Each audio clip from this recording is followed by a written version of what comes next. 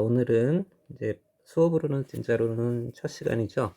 판구조론의 정립 과정이라고 하는 이 내용부터 한번 다뤄보도록 하겠습니다. 교과서로는 11페이지네요. 자, 이거는 그러니까 여기서 지금 교과서에서 얘기하는 거는 판구조론, 사실 뭔지 잘 모르죠. 우리 중학교 때 아마 안 들어봤을 수도 있을 것 같아요.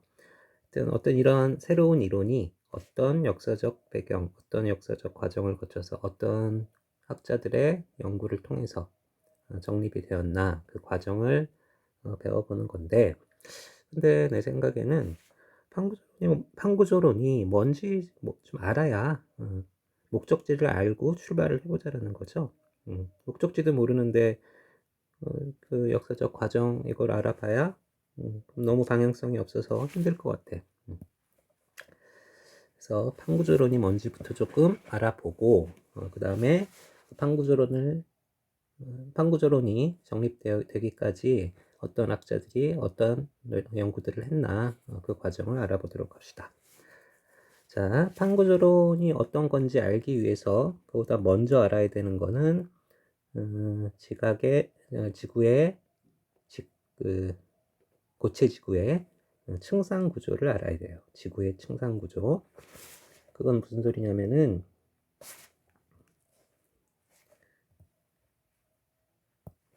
자, 지구가 이렇게 동그랗지가 않네. 공 모양이라고 하면은 지구를 이렇게 빼보자라는 거죠. 빼서 보면은 이런 식으로 빠져나오겠죠. 그러면은 수박 생각해 보면은 수박도 얇은 초록색 껍질이 있고, 그다음에 하얀색 껍질이 있고, 그다음에 빨간색 우리가 먹는 과육 부분 이게 있잖아요. 그래서 여러 개의 층으로 나누어진다는 거죠. 지구도 여러 개의 층으로 나누어져요.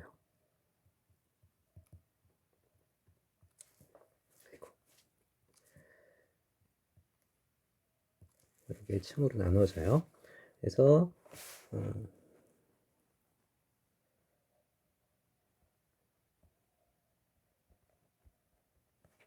그 층들이 어떤 층들로 구성이 되어 있나를 알아보자라는 거예요. 그래서 두 개를 뽑아 볼 거예요. 두 가지로 나눠서 알아볼 거다라는 거죠.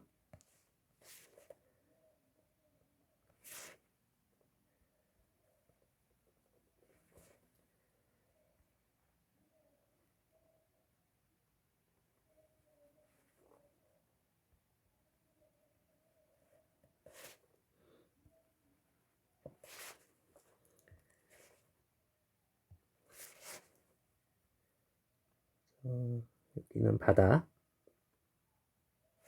여기도 바다.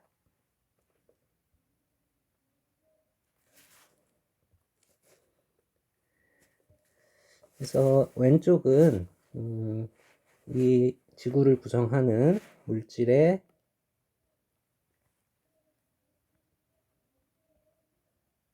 성분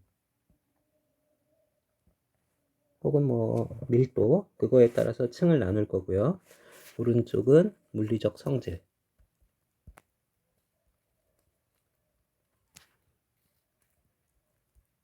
물리적 성질이라고 해서 대단한 게 아니라 고체냐, 액체냐, 기체냐, 요거에 따라서 층을 나눠보자라는 거예요. 그래서 먼저 성분에 따라서 나눴을 때는 여러분 이미 중학교 때나 예전부터 많이 알고 있는 내용일 거예요. 그래서 보면 제일 윗부분이 지각. 색깔을 좀 바꿔볼까? 이 부분이 지각.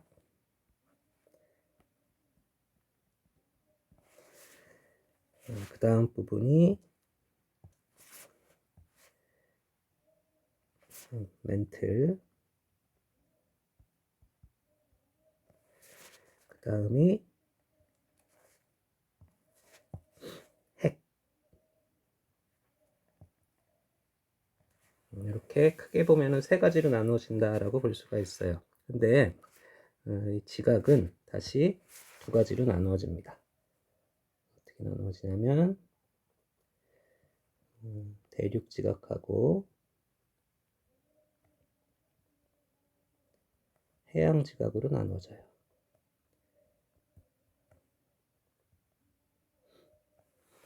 대륙 지각은 우리가 밟고 있는 땅 이거 생각하시면 되고, 해양 지각은 그 뭐 태평양이라든가 대서양이라든가 뭐 인도양이라든가 이렇게 큰 바다의 밑바닥이라고 생각하시면 돼요. 그래서 대륙 지각은 평균적으로 두께가 대략 한 35km 정도 된다라고 얘기를 하고요. 해양 지각은 두께가 평균적으로 한 5km 정도 된다라고 얘기를 해요. 그다음에 대륙 지각을 요거는 나중에 다시 나올 거니까 지금 뭐 적진 않을게요.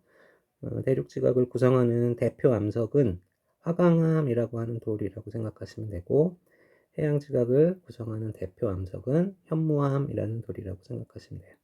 현무암은 제주도 현무암에서 많이 들어보셨을 텐데, 화강암은 사실 우리 주변에 제일 많은 돌이에요. 그래서 저기 중앙계단 그쪽에 있는 바닥 혹은 중앙계단의 그 계단 그 돌도 화강암이고, 뭐 지하철역 계단 그 돌도 다 화강암이고, 뭐 북한산, 도봉산 전부 다 화강암 덩어리, 설악산도 화강암 덩어리고요. 이렇게 이거는 그러니까 물질의 성분에 따라서 지구를 나눠 보는 거는 많이 해봤을 거예요. 그래서 그 성분에 따라 나눴을 때는 이렇게 크게 네 가지로 나눌 수가 있다. 그래서 지구 중심까지는 대략 한 6,400km라고 얘기를 하고요. 그 다음에 멘틀과 핵의 경계는 대략 2,900km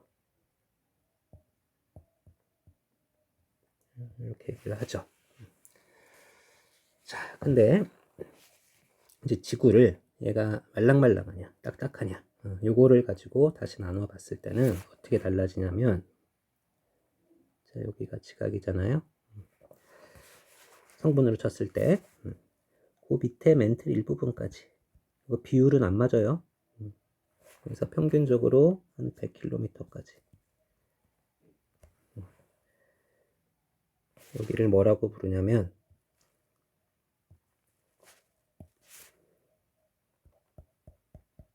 이 부분을 암석권이라고 불러요. 이거는 다른 말로 판이라고 불러요. 그 판때기 할 때 그 판이에요. 널판지 판. 얘는 고체로 되어 있어요. 그 다음에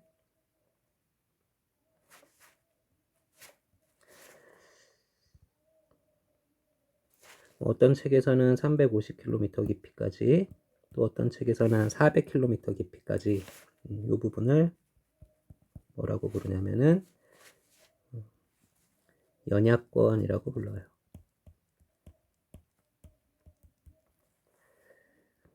연약권은 고체는 고체인데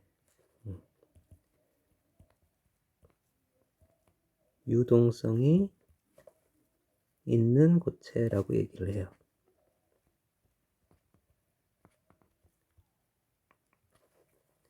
유동성이 있는 고체. 그 다음에 멘틀의 나머지 부분을 중간권이라고 불러요. 그럼 여기도 마찬가지로 성분으로 나눴을 때와 마찬가지로 2,900km겠지. 그 다음에 이제 핵이 두 가지로 나눠지죠. 그 얘기부터 말씀드려야지. 중간권은 역시 고체로 되어 있고요. 딱딱한 고체. 그 다음에 핵이 두 가지로 나눠지는데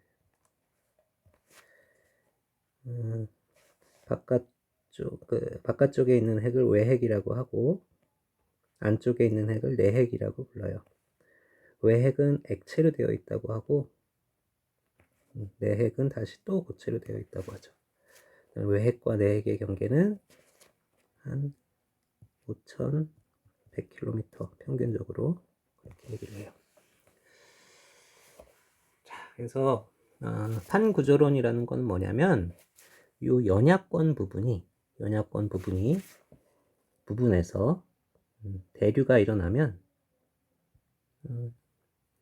유동성이 있다고 했으니까, 흐를 수 있다고 했으니까, 거기서 대류가 일어나서 이렇게 흐름이 생기면 그 흐름을 따라 그 위에 얹혀져 있는 두께 100km짜리 돌판이 따라 움직인다라는 거예요.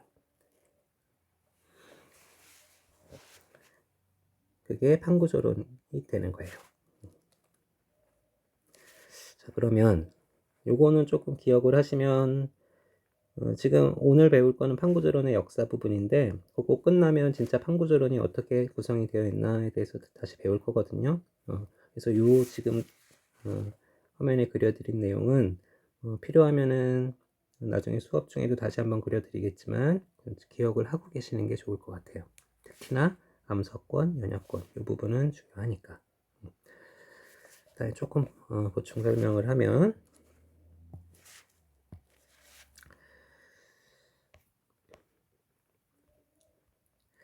자, 아까 지각이 대륙 지각하고 해양 지각으로 나눠진다고 했잖아요.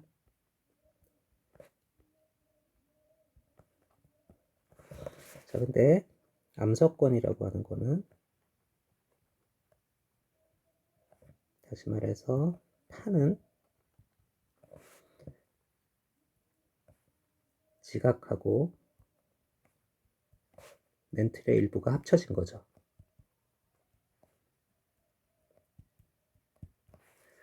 그러면 지각인데 두 종류로 나눠지잖아요. 그래서 대륙 지각하고 멘틀 일부가 합쳐진 거는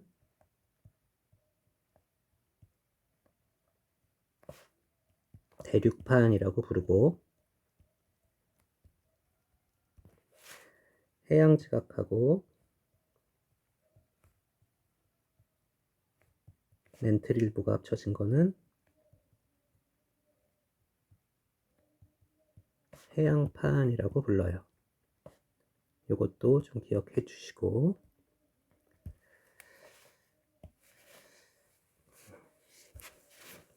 대륙판, 해양판. 이건 어차피 판구조론의 역사가 끝나고 정말 판구조론을 수업할 때 다시 한번 정리할 거니까 미리 예습한다고 생각해 주시면 돼요. 요거는 좀 기억을 해 주셔야 되는 거고, 그 다음에 요거는 지금부터 하는 내용은 그냥 심화학습. 요거는 기억 안 하고 그냥 흘려 들으면 돼요. 무슨 얘기를 하고 싶으냐면은 연약권은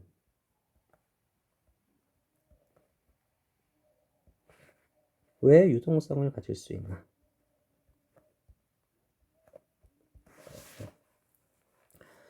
자, 우리 돌멩이 하나 생각해 봅시다. 돌멩이 생각해 보시면, 물론 현무암 같은 거는 이 돌멩이를 구성하는 입자들, 알맹이들이 너무 작아서 눈에 보이지 않지만, 나중에 이제 학교 등교하시면 중앙현관 가서 밑바닥에 있는 돌멩이 한번 보세요. 중앙 계단. 그러면은 색깔이 다른 여러 개의 알갱이들이 서로 얼기설기 맞물려 있는 거를 볼 수가 있어요.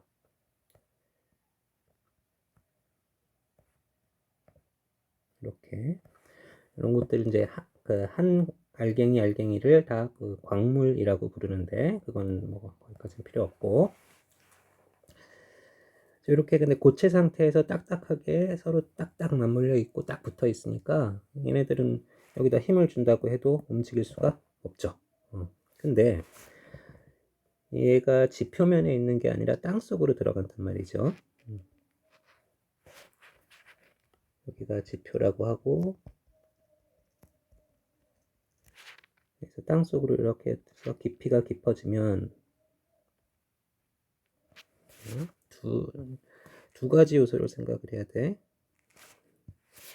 자, 깊이가 깊어질 때 온도는 어떻게 될까?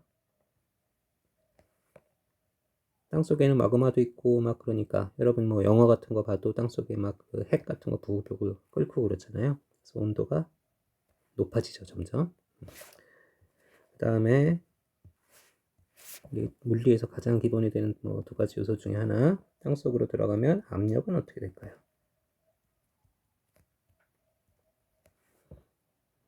역시 올라가겠죠. 근데 문제는 뭐냐? 고체, 액체, 기체가 있으면, 자, 압력이 동일할 때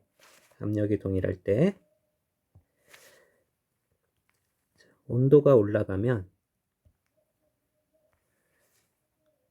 원래 고체였던 게 어느 쪽으로 변하는 성향을 가져요? 기체 쪽으로 변하게 되겠죠. 우리 저거 얼음 같은 거 생각하면 돼. H2O. 고체였는데 얼음이었는데 온도를 점점 높여주면 물이 됐다가 온도를 더 높여주면 수증기가 되는 거죠. 반면에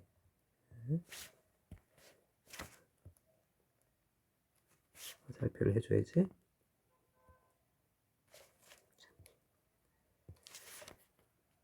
스타일러스 같은 걸 많이 안 써봐서 글씨가 예쁘게 안 써지네요.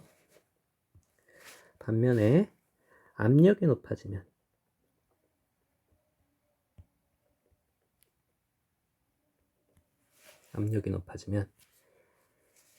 기체에서 액체, 액체에서 고체로 변화하는 성향을 가져요.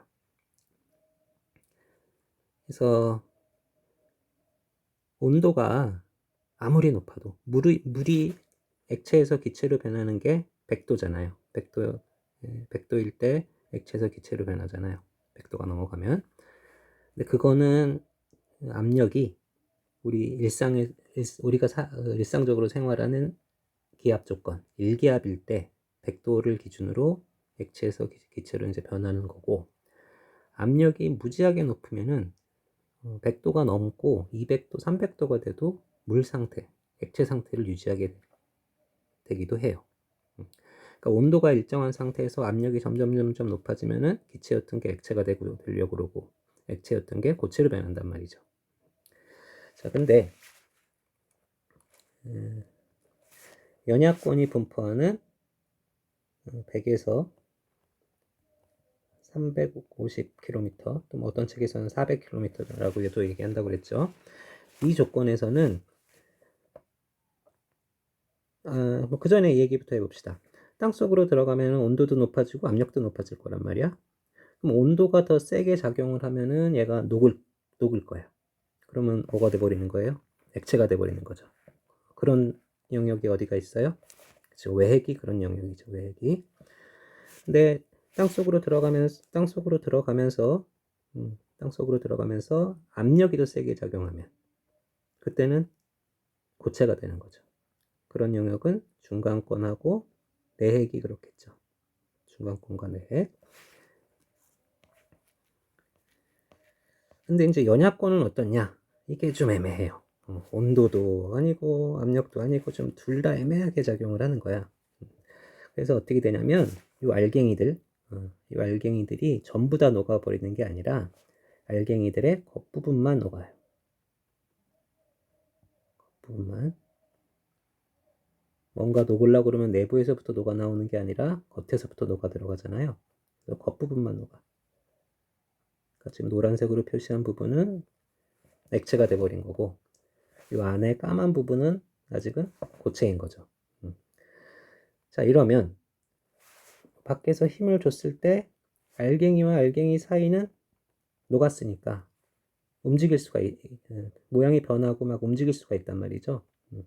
반면에 전체적으로 보면 어때요? 아직은 고체 부분이 더 많으니까 고체라고 볼 수 있다는 거지. 그래서 연약권을 구성하는 암석들은 이렇게 유동성을 가질 수 있는, 힘을 줬을 때 이렇게 흐를 수 있는 상태의 고체다라고 얘기를 하는 거예요. 연약권이 유동성을 갖는 이유는 그냥 이렇게 생각을 더 깊게 해보는 심화학습 차원에서 그냥 알고 계시면 되고, 요 이유나 이런 걸 묻는 게 시험 문제나 이런 데서 나오는 거는 아니고 심화학습을 추가로 했다라고 생각하시면 되겠어요. 자, 그래서 이런 게 판구조론이다. 이런 게 판구조론. 그래서 교과서를 여러분은 교과서 넘기실 필요 없고 뒷부분을 잠깐만 컨닝을 하고 올게요. 그래서 판구조론이 어떤 거냐면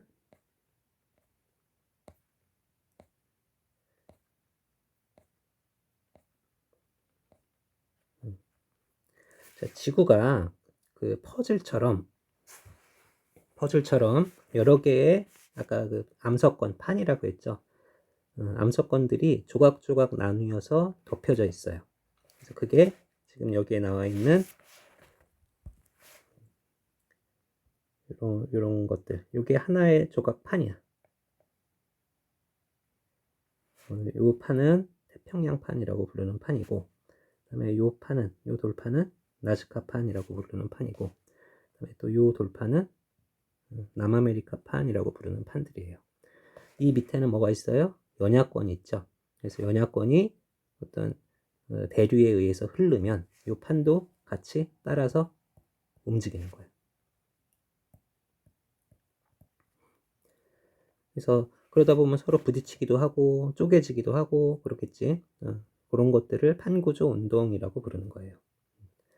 근데 얘네들이 움직이는 게 요 태평양판이 제일 빨리 움직인다고 하는데 빨리 움직여봐야 1년에 뭐 15cm 이 정도 움직인단 말이죠. 우리 눈에는 보이지도 않아. 그 다음에 느리게 움직이는 거는 뭐 1년에 3, 4cm, 1, 2cm도 움직이고 그러면 이거 눈에 저기 수천 년, 수억 년에 걸쳐서 움직이는 것들인데 어떤 확실히 움직였구나 라는 걸 느낄 정도면 근데 이걸 느껴지지도 않는 거를 알아냈단 말이죠. 알아내서 지금 어떤 이론으로 정립해 나가고 있다는 거지. 그러면 처음에 이거에 대해서 아무도 몰랐을 때는 어땠을까?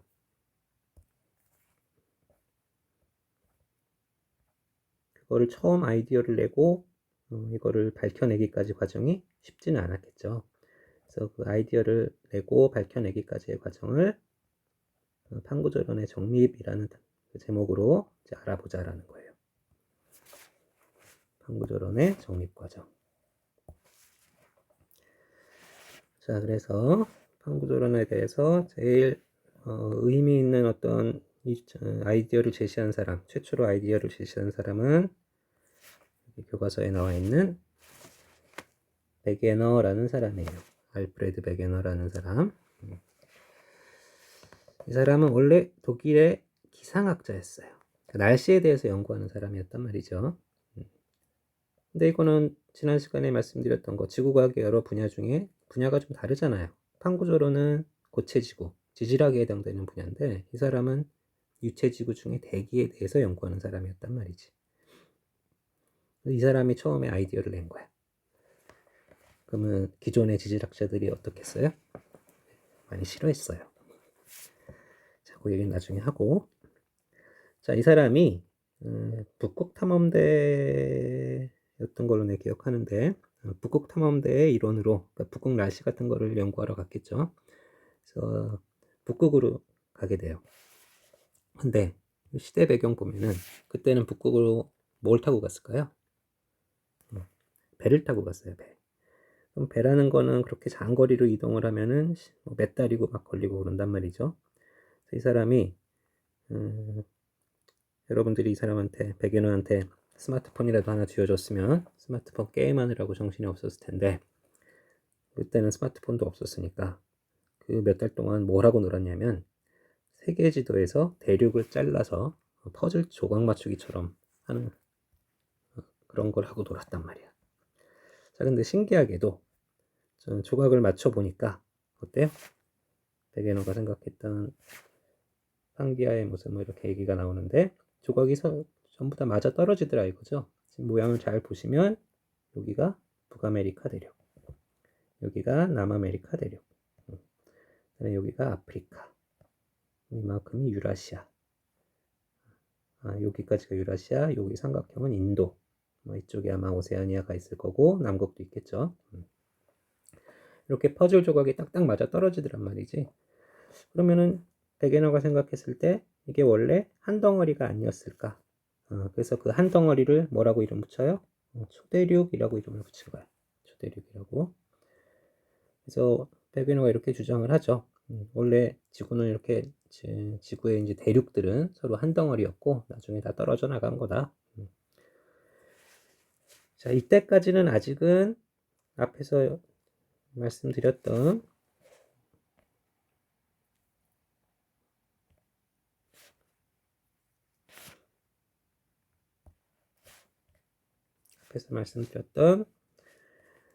물리적 성질에 의한 지구의 층상구조 개념은 없었어요. 다시 말해서 암석권이라든가 연약권 이런 게 있다라는 거는 몰랐어. 이렇게만 알고 있었어요. 지각, 대륙 지각, 해양 지각, 멘틀, 핵 이렇게만 알고 있었어. 그래서 베게너가 주장했던 거는 이 대륙 지각이 멘틀 위를 미끄러져서 해양 지각 위를 타고 여기저기 이동해 다닌다 라고 하는 대륙 이동설이었어요. 자, 그러면은 그래도 과학자인데, 기상학자라고 해도 과학자인데 나는 대륙 이동설이 맞는 것 같아. 그냥 이거 맞다고 해줘 이럴 수는 없잖아요. 과학자들은 늘 뭘 제시해야 돼? 증거를 제시해야죠. 그래서 어떤 증거들을 제시를 했냐? 가장 주목했던 게 여기 있는 남아메리카 대륙하고 아프리카 대륙. 그러니까 남아메리카 대륙의 동쪽 해안선하고 아프리카 대륙의 서쪽 해안선이 너무나 잘 맞아 떨어지더란 말이지, 모양새가. 그래서 그거를 중점적으로 이제 그 지역에 대해서 여러 가지 증거들을 제시를 하는데, 자, 첫 번째, 그러니까 지금 여기 교과서 보시면 현재는 대서양을 사이에 두고 있는 남아메리카 대륙, 그 다음에 아프리카 대륙. 그래서 그 두 대륙에 대해서 이제 증거로 제시한 게, 첫 번째는 해안선의 모양이 너무 맞아 떨어지더라. 그 다음에 두 번째, 돌멩이 종류, 암석, 우리가 흔히 돌멩이라고 부르는 거 암석이라고, 수업 시간에는 암석이라고 하는 용어로 쓸 거예요. 돌멩이 종류하고 지질 구조가 연속적으로 이어진다. 그 다음에 세 번째는 같은 종류의 화석이 양쪽에서 발견되더라. 그 다음에 네 번째는 남아있는 빙하의 흔적 또는 그 빙하의 이동 방향, 이것이 한쪽에서 다 흩어져 나간 모양이더라. 이렇게 네 가지 증거를 제시를 해요. 자, 해안선 모양이 일치하는 거는 여러분 좀 쉽게 이해를 할 거고요. 그죠? 그 다음에 암석과 지질 구조가 연속적이다라는 얘기는 뭐냐면, 자, 여기에 다른 데는 잘 없는 특별한 암석 종류가 있는데, 그게 바다 건너. 현재는 어떻게 돼 있어? 남아메리카 대륙이 있으면 여기 대서양이 있고 그 건너에 아프리카가 있단 말이지. 근데 여기 있는 암석 종류하고 여기 그 다른 동네에는 잘 없고 요 동네에만 있는 특별한 암석이 있는데 아프리카 이쪽에서도 그게 나타나더란 말이죠. 그러면 대서양 바다 밑으로 해서 이렇게 연결이 되어 있을까? 그거보다는 베게너의 이론처럼 두 개가 원래 붙어 있어서 여기 한 종류의 암석들이 그냥 덩어리 져 있었는데 얘들이 떨어져 나간 거다. 이렇게 생각하는 게 더 합리적이지 않을까요? 그 다음에 뭐 여기에 다른 데는 없는 특별한 큰 단층이 있었는데 아프리카 쪽에서도 그 단층이 나타나더라. 얘들을 딱 붙여놓으니까 단층 하나로 쫙 연결이 되더라. 지질 구조라고 하는 게 단층이라든가 습곡이라든가 이런 걸 얘기하는 거니까. 그 다음에 멀리 떨어진 여러 대륙에서 같은 종의 화석이 발견된다. 다시 한번 그려볼까요? 지금은 남아메리카 대륙이 있고 대서양이 있고 그 큰 바다를 건너서 아프리카 대륙이 있는데 여기서 나타나는 특별한 화석이 여기서도 나타나더라. 그러면 어떻게 된 거야? 여기서 살던 어떤 동물의 가족들이 이제 형제가 각각 성장해서 두 가족이 되면서 한 가족은 대서양을 건너서 여기에 정착했나요? 그거보다는 두 개가 붙어 있었을 때 여기도 살고 그냥 여기에 살았는데 그래서 얘들이 화석이 됐는데 그 이후에 대륙이 갈라지면서 양쪽으로 흩어졌다. 이렇게 보는 게 더 합리적일 거다라는 거죠. 근데 그리고 지금 여기서는 교과서에서는 이렇게 제대로 설명을 했는데요. 그냥 단순하게 얘기를 해볼게요. 남아메리카 대륙이 이렇게 있고 아프리카 대륙이 이렇게 있는데 빙하가 녹거나 이동하면은 밑에 바닥에 막 긁힌 자국 이런 걸 남기거든요. 여기도 이렇게 긁힌 자국이 나타나고 여기도 이렇게 긁힌 자국이 나타나더라. 얘들 딱 붙여놓고 보니까 어때? 한 줄기로 쫙 이어진 것처럼 보이더라. 그러면은 원래는 얘들이 붙어 있었다가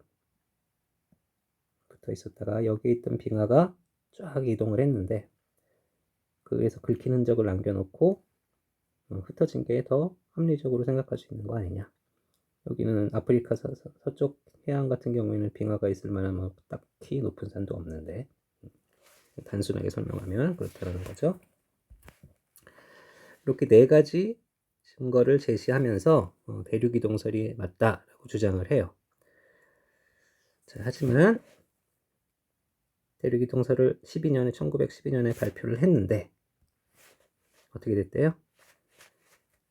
베게너의 주장을 받아들이지 않았다고 해요. 왜? 이렇게 무거운 대륙 얘들이 움직여야 되는데 얘들을 누가 움직일 거냐? 어떤 힘으로 얘들이 움직였다라고 설명할 거냐? 그거를 베게너가 어떤 증명하에 해내지 못했기 때문에 근데 또 그건 이제 공식적인 얘기고요. 숨은 얘기로는 저런 것도 생각해 볼 수 있어요. 아까 베게너가 기상학자라고 그랬잖아요. 근데 당시의 지질학자들은 다 귀족들이었어요. 귀족들이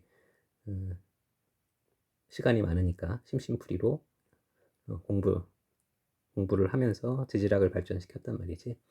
자존심 강한 귀족들이 우리 같은 편도 아니고 저쪽 편에 있는 기상학자가 갑자기 뜬금없이 주장하는 이런 이론을 받아들이기가 쉽지도 않았겠죠. 그런 뒷얘기도 있어요. 자, 오늘 일단 영상으로 하는 수업은 여기까지 마무리하고요. 그 다음에 나오는 홈즈의 멘틀 내류설이라든가 그 다른 내용, 그 이후의 내용은 학교에서 수업 시간에 교실에서 만나서 얘기해 보도록 합시다. 자, 오늘 영상은 여기서 마치겠습니다.